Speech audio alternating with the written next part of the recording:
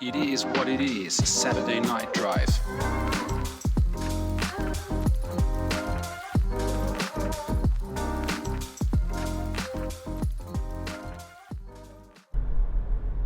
People of tomorrow.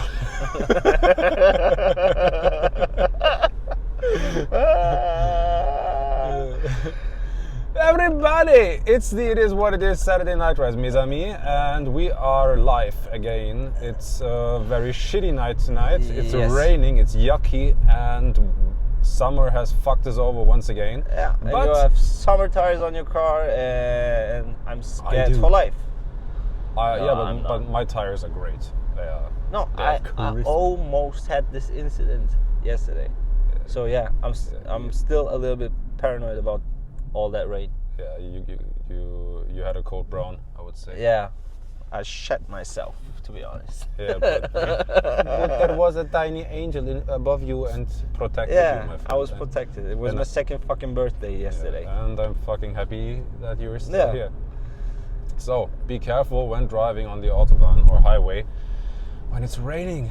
Especially when it's raining, yeah. It can be effing dangerous. Yeah. And I almost yeeted myself out of this life.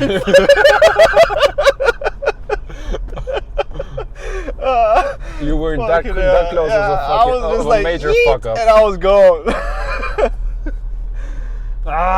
Don't. No. Simply don't. Okay? Yes. So, what will we do today? We last week we finished the episode off with a quote of the week. Yes. And we just said, you know what, well, whatever, fuck it, we're gonna do it at the beginning. And since we have like a little poet within this podcast, Yeah. I would say you can go just right ahead and Yes. let us So know. this time it's not even a quote, but I don't even know if it's a quote officially. But there was this wisdom sentence, whatever you want to call it. Yeah. How does it go again? To be honest, like trying doesn't guarantee success, but not trying guarantees failure. Ooh, that's deep. And that was and I was also just reminded of that quote today, or let's say last week at work, because sometimes you just gotta swallow the frog at the beginning of the day. Just do the unpleasant stuff and just try, or let's say just show up. Just do it, and you can't even, or you shouldn't even have this much thought about if it will be successful or not. Especially this week, I noticed that just to show up and do stuff if you have to do it, and don't even like overthink if it will be successful. Do I have to execute it perfectly? Sometimes it's just like the modus operandi is just like swallow the frog, do it, and just try. Yeah. And this is where my quote of the week comes in. Shia, just do it! Do it! I think he's the most quoted person on this fucking podcast. Yeah, he is. Yeah. Maybe that's a sign. Yeah. Maybe it really is. No, Yeah. but I just took the opportunity because it was the perfect match. No. Oh my God. I honestly haven't thought about the quote of the week, but there is something that really stuck with me, and it constantly sticks with me. And shout out to Jeremy Clarkson, host of Top Gear, one of the hosts. Yeah, legendary. He said, if you listen very carefully, you can hear my genius. Sometimes I stagger even myself with my genius. Yeah. He's so fucking funny. Yeah. Yeah, but apart from that, bro, I'm really happy that you didn't have an accident yesterday. Yes. It's, but to be honest, it has also been a very exhausting week. So I have been, whoever follows us on Instagram, I have been traveling around a bit. Yeah, you had also something happen to you. Yes. Yeah, I traveled to France, to Toulouse, a very beautiful city. Met with some very beautiful and nice people. Yeah, I started my week off on Monday at 3 o'clock in the morning, heading towards the airport. And yeah, when I thought, so I arrived at Toulouse, I had a normal work day, had some meetings, and I was in the hotel back at, I would say, 8 o'clock after I got something to eat in the evening. And I just relaxed on the bed, and I tried to chill out, and I was always constantly asking myself throughout the day, why is my leg hurting? Or what is this? And I thought it was my sock, because when you're wearing like a high sock for long enough, then it can be like this pressure pain that you have on your calf. And then I just sat down, I took my socks off, and I laid on the bed, and all of a sudden I see like this little black stain on my leg, and I thought, what the fuck is this? And tried to just rub it off, but I couldn't rub it off there because I realized it's a bug. It wasn't a bug, it was a fucking tick. And everybody who knows me knows that I have a very bad history with ticks. I have once been hospitalized because one of those bitches. And after a long day at work, a day traveling across Europe, I still had to go to the emergency room. Those are the most pleasant days. Yeah, perfect. I went to bed at 1 a.m. the next day. Woke up at 7 again. Perfect day. Perfectly. Yeah. And but on a good note, I realized how blessed we are sometimes in Germany. I have the hospital itself has been, I would say, normal, but the emergency room there in the hospital where I've been was crazy, like very crazy. People lying on the floor, somebody puking his soul out in the corner and screaming out of pain. People like security guards with machine guns strolling through the emergency room because I don't know, because some angry people have been there in the past. The assistant ladies or secretaries sitting behind a safety glass. There was a cell for inmates also, where they could be like treated, not even treated, but like logistically handled, I would say, in between. Crazy. Yeah. And of course, Google Translator has been my best friend, because whereas I speak like normal day-to-day French, or at least the basics, communicating in such a situation in a hospital is a different story.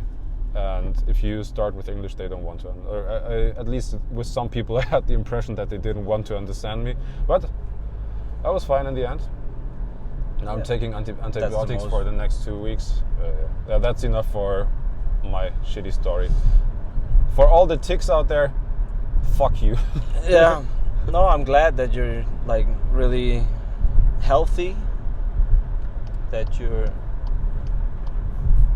healthy, and that everything is okay. Because, I mean, I think a tick bite isn't something that you should like take lightly, or let's say it could have been worse.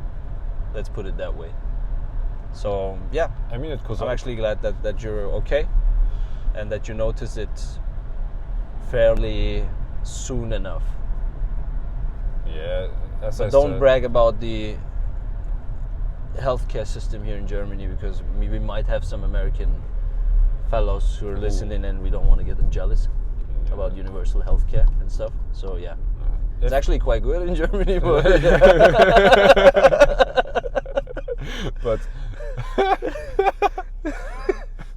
oh man. I once saw this meme or this short clip on Instagram, and I don't know in which context it was. It was either because of the conflict of Russia and Ukraine, or Hamas, Palestine, and Israel. And it said you could just see like a whole armada of battleships flying across the air, or in the air. And it says, I don't know, Hamas soon going to, or Iran soon going to find out why the US doesn't have free healthcare. It's sad but true. I mean, they take their spendings elsewhere. Nevertheless, I'm also quite happy that everything worked out. And if you are American and you want to discuss the general topic of healthcare with us within our podcast, feel free to reach out. We are happy to. We have 2 free spaces here in the back. We are happy to let you join our night ride. Yeah, of course. This is also one talk I had with one of my best friends, or my best friend Larissa, she because she was very angry that here in Germany you have to always pay upfront like a very big batch of your salary for like the healthcare. Yeah, of course. Whereas you don't take medical healthcare up for most of the time of your life. And in the US, she considers it better. Yeah. Because there you only pay like for the occasion. I still think. Yeah, for the actual service you're receiving. Exactly, but yes. Whereas I from all the horror stories you hear that you have like a minor injury or treatment and you end up paying like thousands of dollars. That's yes. So I mean it's crazy, and it's also expensive. I mean, at the end of the day, it's not even that complicated, because even if you talk about universal healthcare, nothing is free, to be honest. No. It's just like it's not free healthcare. You just make your payments. You make your small monthly payments, and everyone is paying into the same pot. And some people take more medical services or receive more medical services than others, so it gets just redistributed.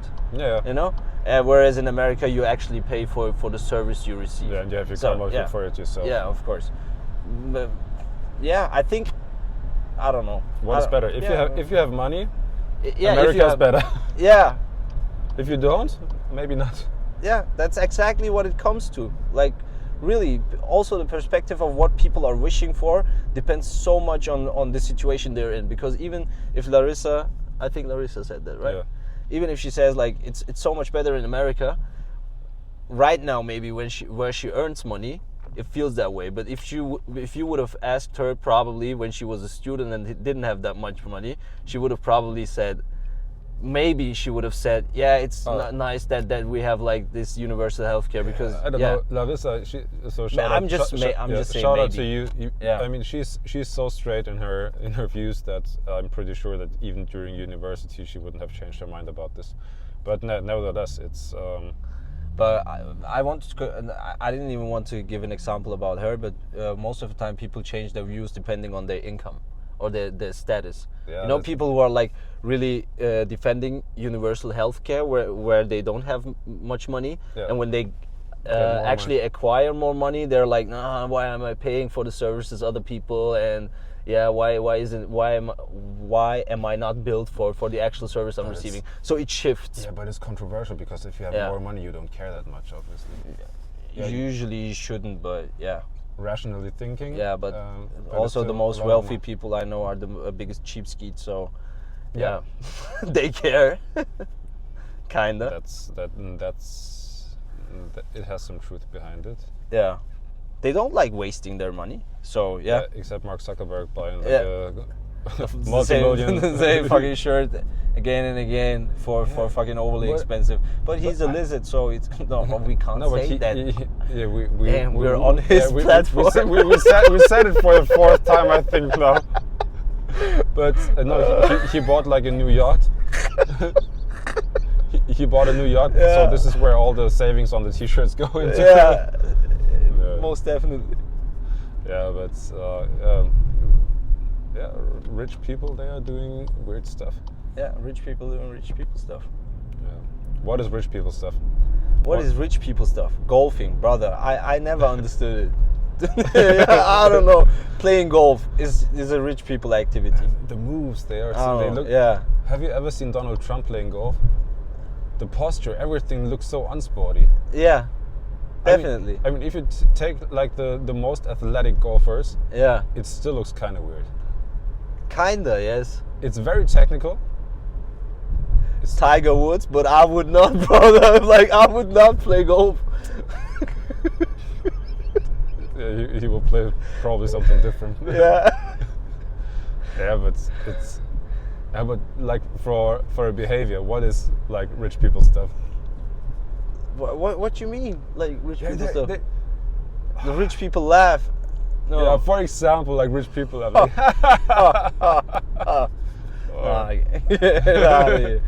No, really. No, like I don't know. Rich people stuff. Rich people stuff. I had something on my mind just earlier. What is rich people stuff? I don't even know. It's just like most of the time, it's just rich people activities for me. Buying your wife an SUV because you think she's much safer in it. Probably, yes. Yeah, SUV. Like SUV for the wife is also like. I mean, we're super broadly generalizing right now, but yeah, kind of seems like it's rich people stuff, definitely. SUVs, yeah. Yeah, definitely. No, I mean that's not rich people stuff. All the streets are swarmed with SUVs right now, these days. Yeah, but anyway, if you come up with some rich people stuff, Yeah. just shout them out. Maybe, I don't know, using 5-layer toilet paper or something like that. I Yeah, don't know. that's- I really don't know. Yeah, that's probably something. Oh no, rich people stuff. Having in your private bathroom like layers of fresh hand towels, Yes, and that you dispose Yeah. after one use definitely. because the cleaning lady Yeah. will come the next day and Definitely. wash them Yes, anyway. yes, that's rich people stuff. That's rich people stuff. Yeah. No, but yeah. Where did we stuck? To be honest, I didn't even like remember. So anything like really popped out from your week within the last week? Yeah, the tick. The tick. Yeah, okay, that's rather unpleasant, but yeah, it stuck out probably. No, I realized how you can say about French people what you want, but they know how to eat. Snails. No. Nah. No. Hell nah. The quality of food there is on a different level. I just gotta say that. I don't. Did we visit the same France? Yeah, All right. I'm pretty sure because, you know, when you compare the quality of like basic food, like even normal bread you get in the supermarket. All right. If you compare it to what we get here, it just tastes like shit. What you get here, all the vegetables, How can you say all that? the fruits, Nah. everything. Also- Germans have so delicious bread, brother. Yeah, Bread was Germans- definitely Okay, the what- wrong okay, example at that point. No, because when you go to France and you go into Aldi, Lidl, whatever. All right. You mean the Carrefour, bakery section? the bakery section of these like cheap stores Yeah. is a place where you get a baguette of heaven. All right. Like it's a very good baguette. For example, if you go to Aldi here in Germany, not the same story. Mm-hmm. You want to buy bread, what you receive is chewing gum, All right. vegetables. So I have been in the canteen there. I know. You mean like the baseline of quality is better. Yeah. Because Yeah. for good bread in Germany, you have to go to a good bakery. Like, Yeah, how do you yeah, call it? no. Bakery? Is it bakery? Yeah. Yeah, let's just call it bakery. Yeah. But yeah, it's of course Germany is famous for its insane variety of roggen or sourdough bread. Yeah. Bread and Yeah, they have delicious bread. nevertheless, yeah. I've been to the canteen and it has. Yeah. They have basically the same system as we do here in Germany. That you have like this run through, and you have the buffet where you can get salads and shit. But the whole meal just tasted A lot better. 5 times fresher All right. than the one I received here in many canteens. And the whole procedure, how they cook it, they didn't over salt it. It has just been based on natural flavors. It was very nice, and they take their time to genuinely socialize. So it was completely normal that after lunch you sit down to have a coffee with a colleague and have like a genuine talk. Not career oriented, not to place any Yeah. topics for your work or to follow your agenda, but you sit down with a colleague, with another human, and you just have Yeah. a chat about life. Well, basically what we do now here. So it's a very friendly talk. Yes. And this is something I really miss in Germany, because in Germany when you sit down with a colleague, or you ask a colleague for like if he's interested in having a coffee, or if he wants to meet up for a coffee, it mostly is because you want to place some sort of topic, work related. You want to place some sort of topic, or you want to get some sort of advantage out of it. And there, no, they just sit together in big rounds, and it's totally normal to have like this 10 minutes break to have like the coffee together. But can we get back to the food topic, because I think it's also really interesting for me. Maybe people maybe also interesting for people. Yeah. But it seems to me that also this food culture in Germany is changing rapidly. In what direction? So generally the variety of different food is increasing with all these it was like this wave of food trucks, now this wave of Instagram worthy food. Like people are doing really presentable food right now. Yeah, like the Korean egg sandwich and pho and cinnamon buns. Yeah, cinnamon buns and stuff like that. Yeah. So I'm not talking about the quality here. Yeah. You know, the only variety. Only the variety. Yeah. So the variety is getting broader. But also at the same time, I have the feeling the quality, like let's say the bare minimum what you get, or the bottom line quality. How do you call it? Like what you get the baseline, yeah. It dropped significantly. Because let's take for an example 10 years ago when I went to school, there was like these small bakeries everywhere, and you would get like really good brezen. Yeah. You know, brezen. It's typical German, like southern Germany, Bavaria. Pretzels. Yeah, pretzels. So brezen. And you would get like good pretzels, fresh pretzels, delicious pretzels with butter. For a fair price. Yeah. And right now in Nuremberg, you almost have no traditional bakery anymore. What you have is like these chains, like system like system bakeries. System bakeries, yeah, these chains, Industrialized chains. And I think almost only one who's doing like kind of okay pretzels from these chains is like Brezenkolb, because they're specialized on pretzels. Yeah. But they also made a concept of it, you know. It's not like this traditional bakery, but yeah, the pretzel is like everything is pretzel, yeah. It's so unique and stuff like that. And it's also like I think also like quite expensive for a basic pretzel. Like basic pretzel with butter is expensive in my view at Brezenkolb. Yeah, you almost so pay, yeah, pay I'm missing euros for it. No, I'm missing this. You know, that's what I get probably. Also in Italy or like in France, you have like these small bakeries or breakfast shops, let's say. Yeah.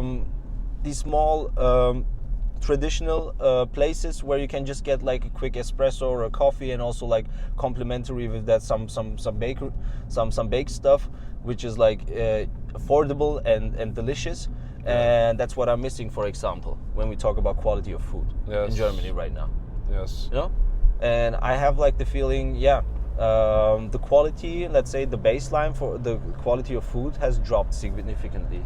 Yep. That's why what I wanted to say when we talked about France and the food that is delicious there. Yeah, and I have the feeling that because they pay more attention to the stuff that they eat, I believe and so. because food has a higher importance in society in general, that this may not be. Food is also very functional here in Germany, because it's like just a matter of nutrition. Yes, it's not like a ritual. Mm-hmm. Except within family. There it can be like this ritual, this tradition, because when I consider the family of my wife, oh God, her grandma, she can cook.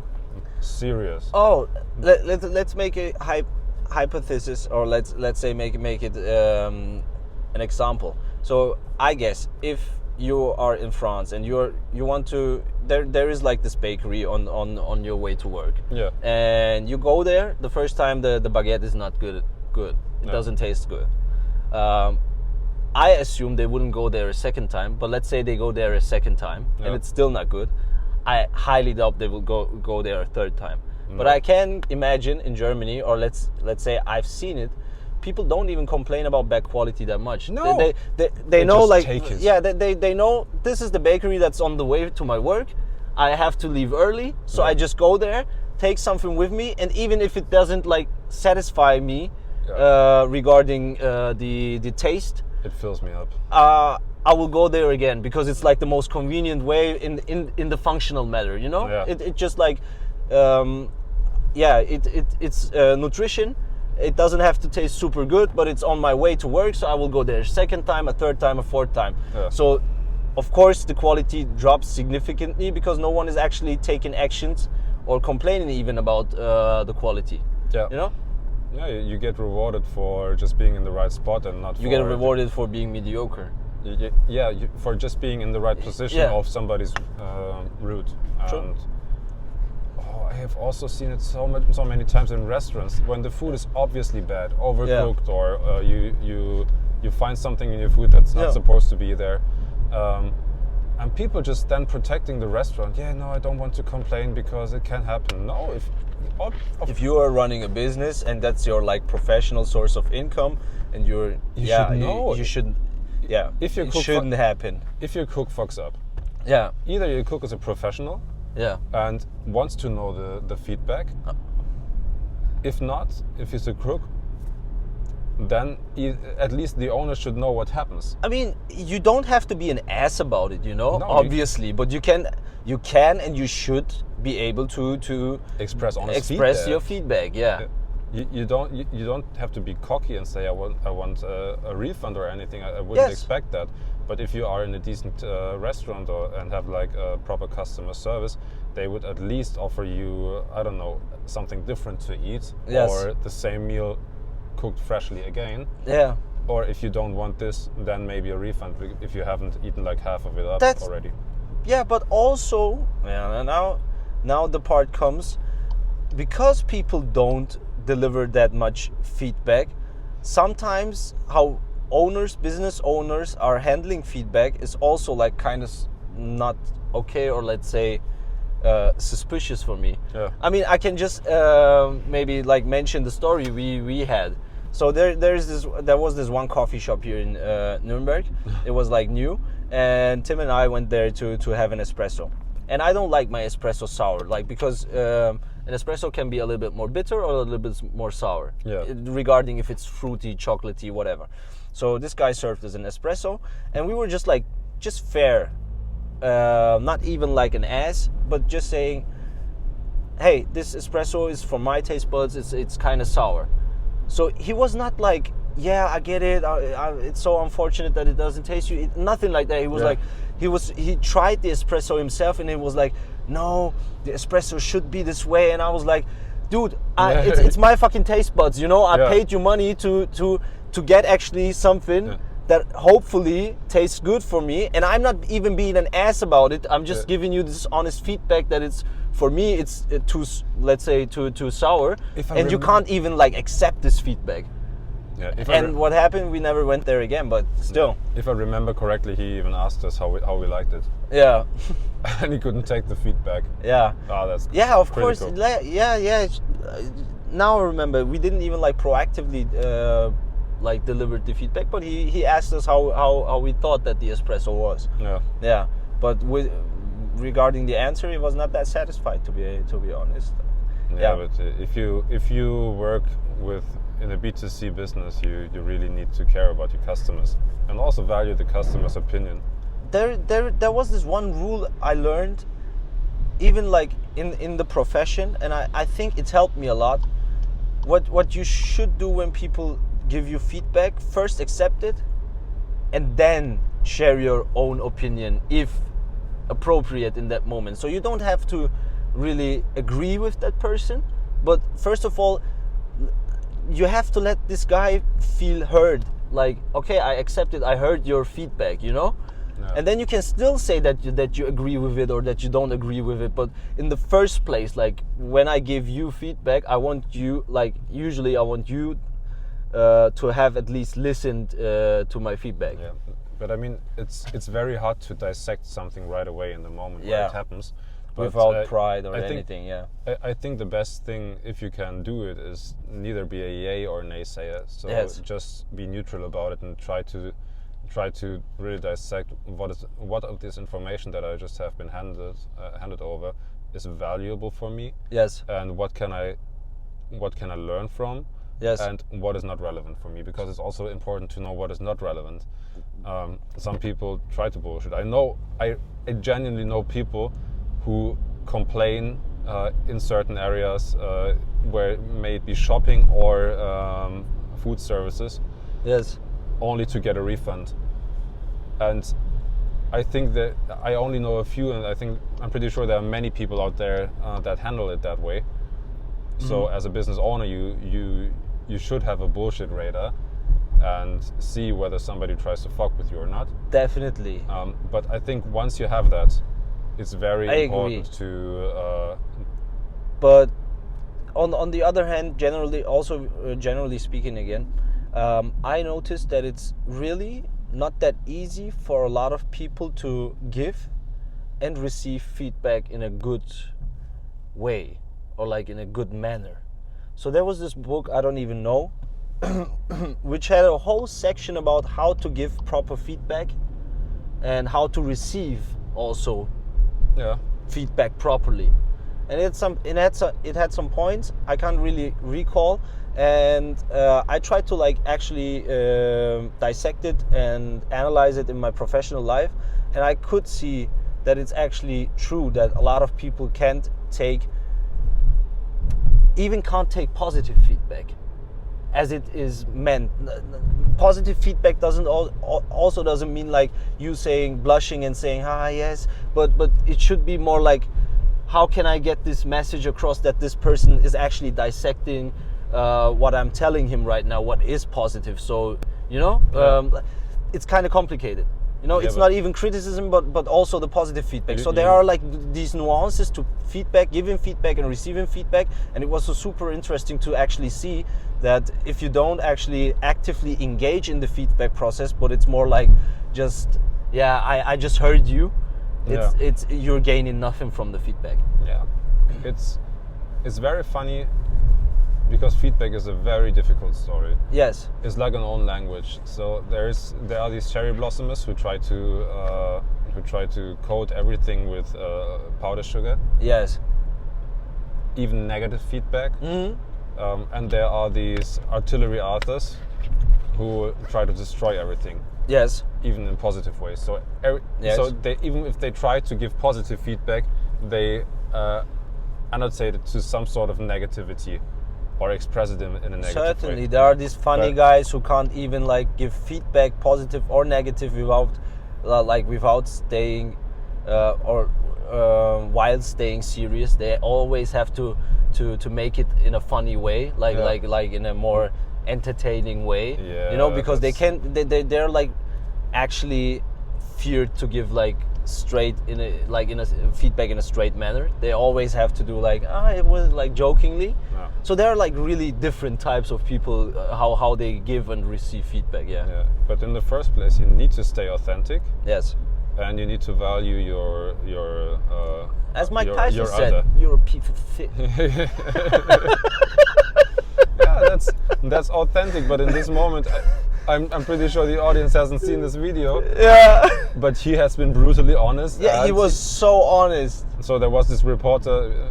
Mike Tyson had a tragic happening in his life when his daughter, at that time, I think 4 or 5 was years it old. even the daughter case? I don't even know. Was it? Or was it like his ex-conviction or something? Like I don't know. It was. It could be. It was an inconvenient or provocative question from the reporter. But repeatedly. Yeah. And on live television, he was just like, "You're a piece of shit." Yeah. It was his conviction. Now I remember. Yeah. It wasn't his daughter. Yeah. Yeah. The daughter one was actually a lot scarier. Yeah, he was like this death stare, and he was like, "You need to go. You need to go now." Yeah. And I was like, "Okay, brother." I just left my phone on the table and I went. Yeah. I was watching the video and I was like, "Oh, is he talking to me?" Yeah. Brother, I need to go now. Yeah, that was incredible. That was. I was scared. No, but but again with feedback, people think many people think that you're only allowed to receive feedback from your boss, but in reality, it's also important to send feedback the way upstairs. Yeah, of course. Because otherwise they don't know what they're doing wrong. It should be bi-directional in every case. Yeah. Always. Otherwise it doesn't work. Yeah. Giving and receiving. Yes. Both. And I think if you have like this open feedback culture, it firstly enhances that you have a shared reality that you can work with. It improves your personal relationships with maybe whomever, your boss, your wife, your children. Because if for children, for example, if you encourage your children to give you feedback, you make them feel more entitled, and you encourage them to speak out and speak up and speak their opinion, and that's important. If you are also able to express valuable feedback to your boss,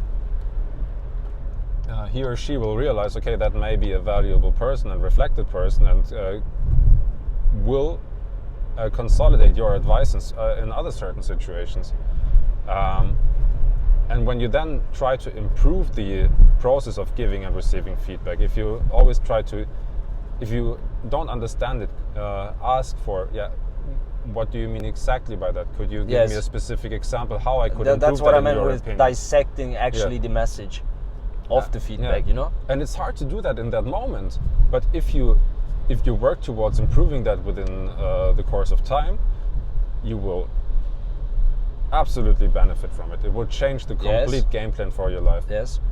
Because once you implement it in one area, you have no other chance of implementing it other than implementing it in the remaining areas of your life. Yes. You won't be all of a sudden a different person in your personal life.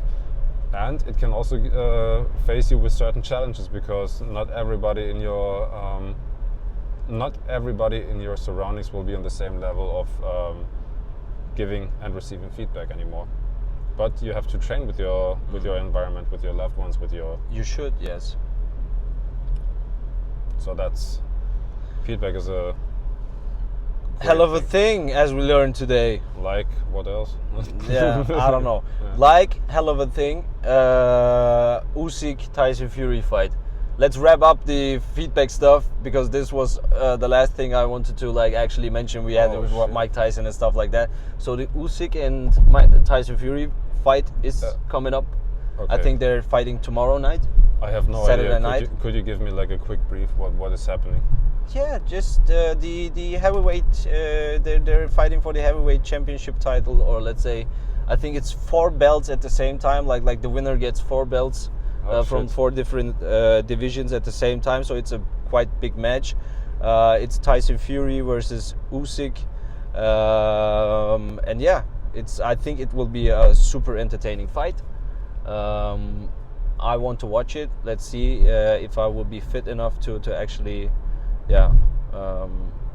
stay up. Yeah. To watch the fight, but yeah, my cards are on Usyk at this moment in time. Whom did you fight again? Did he fight against the last time? Was it Joshua or? I don't know. It's been a long time since the last fight, to be honest. I actually Tyson Fury's last fight was. I know that Usyk fought actually. Klitschko? No. Let's see who it was. I know that this. I know that he fought Wilder. Wilder? Yeah. But that was Fury. No, really? Yeah. I thought Usyk also fought Deontay Wilder. But yeah, let's see. Yes, it was in 2021. It was Joshua versus Usyk. Yeah, I think this is where he rocked like Joshua pretty hard. Yeah. And he never recovered after that. Yes. And then there's, as I said, so the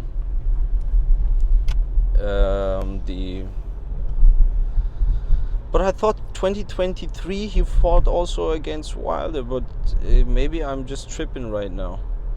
Yeah, it doesn't matter. It doesn't matter. So Tyson Fury versus Alexander Usyk is happening, and I think it will be a super interesting fight. Completely different fighters. Definitely. So yeah, let us know in the comments who you are actually betting your cards for. Yeah, but one of the funniest fighters fighter physiques is Andy Ruiz. Andy Ruiz, yeah. I- He's like the embodiment and the epitome of you Move. shouldn't judge a book by its cover. How about you don't sleep, you fucking retard? Idiot. Oh, and now I have to stop at the red light. Idiots. Fucking idiots. Sorry. I didn't want to say retard, I want to say mentally challenged. You got a point. Yes. Yeah, but Andy Ruiz, he also knocked out Joshua. Yes. And at that time he wasn't even like the greatest fighter, but No? nevertheless fighter. Yes. And that's where also one point of wisdom, you don't always have to be like the one with the best chances, but you need to take your one shot. And one opportunity. Yeah. His palms are sweaty, knees weak, arms are heavy, woman on his sweater already. Mom spaghetti. Mom spaghetti! Mom spaghetti. The best. Never forgetty, The best. never regretty, mom spaghetti, bitch. Alright, that was it. Yeah, I think we have a solid 45 minutes of talking today. Oh, shit, we already have 45 Yeah, we minutes. have extended our half an hour Oh time. my god, that's incredible. Incredible. But So, yeah. We will come around with a special announcement during the next weeks, affecting everybody who's interested in, I don't know, playing tabla. Yes. Or meeting us outside. So stay tuned. And yeah, never give up because you can't say I gave up without saying I gave. Okay, true. On that note, bye-bye. Bye-bye.